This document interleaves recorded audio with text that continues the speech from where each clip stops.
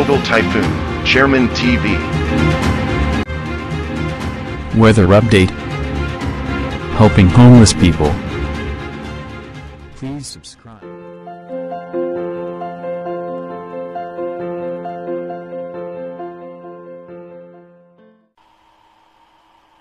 Magandang gabi po. Ito po ang latest update ngayong araw, September 12, 2023.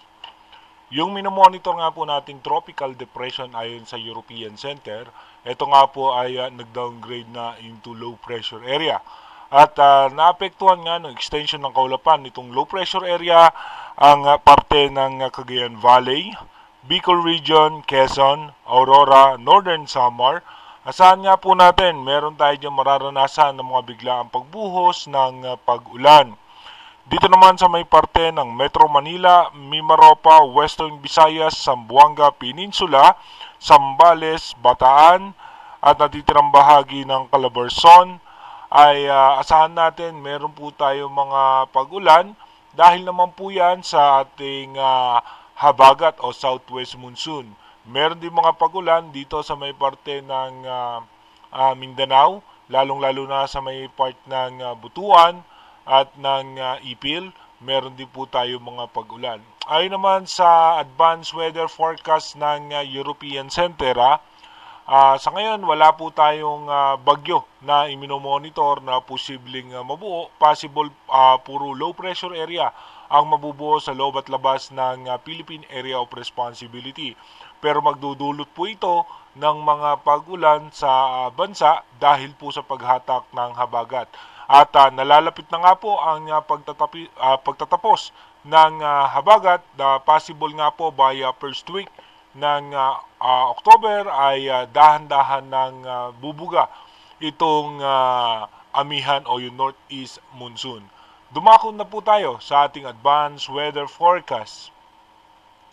Ayon sa ating advanced weather forecast, bukas September 13, asahan natin nandiyan pa rin yung low pressure area at magdadala pa rin ng mga pag-ulan yung paghatak nito sa habagat dito nga sa western section ng ating bansa. By September 14, tuloy-tuloy pa rin po makakaranas na mahina at katamtamang pag-ulan. At asahan po natin yung mga pag-ulan ay posible po natin maranasan yan ng hapon at ng gabi. At posible nga malusaw na yung low pressure area na minomonitor natin dito sa may eastern section ng extreme northern Luzon. By September 15, asahan pa rin po natin yung mga pag-ulan ay mararanasan pa rin po natin yan pag sapit ng gabi. May mga pag-ulan din po dito sa may parte ng Metro Manila at magkakaroon ng low pressure area dito sa may eastern section ng Mindanao at posibleng malusaw din po yan kagad. By September 16, magkakaroon ng low pressure area dito sa may parte ng Vietnam at isa naman po yan sa magtutulak ng habagat na posibleng magpaulan dito sa may ating western section ng Northern Luzon. At yung pagbugso ng easterlies, magsasalubong na nga po yung easterlies at habagat, kaya posible pong mas makaranas na naman tayo ng mga pag-ulan. By September 17, tuloy-tuloy din po makakaranas pa rin ng pag-ulan ng western section ng bansa dahil pa rin po yan sa pagsasalubong ng habagat at ng easterlies. Ito nga po yung low pressure area na nasa labas ng Philippine Area of Responsibility.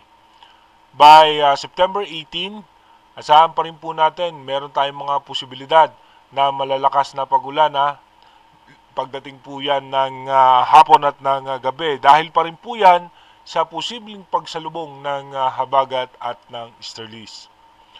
By September 19, magkakaroon tayo ng panibagong low pressure area na papasok sa Philippine Area of Responsibility at asahan pa rin po natin makakaranas tayo ng mga pag-ulan.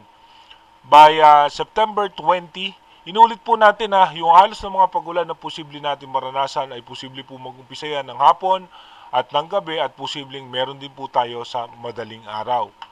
By September 21, tuloy-tuloy po makakaranas pa rin po tayo ng mga pag-ulan at kung mapapansin na nga po natin nagkakaroon na nga ng pagbugso ng hangin na nanggagaling nga dito sa may parte ng China. Pagdating naman ng September 22, asahan pa rin po natin may mga posibleng pagulan sa western section ng ating bansa pagdating po ng hapon at ng gabi. Kaya iba yung pag-iingat sa ating mga kabayan pag tayo po ay lalabas ng bahay ng hapon o kaya ng gabi, ay posibleng makaranas tayo ng mga biglaang pagbuhos ng ulan, kaya magdala po tayo ng pananggalang para sa ulan. Inuulit ko po, yung ating advanced weather forecast is possible scenario pa lamang po yan. Malaki pa rin po ang posibilidad na magbago po yan. Kaya manatili tayong tumutok sa ating advanced weather forecast para malaman natin yung mga posibleng sama ng panahon na makakaapekto sa ating bansa. Mag-iingat po tayo palagi. God bless po sa ating lahat.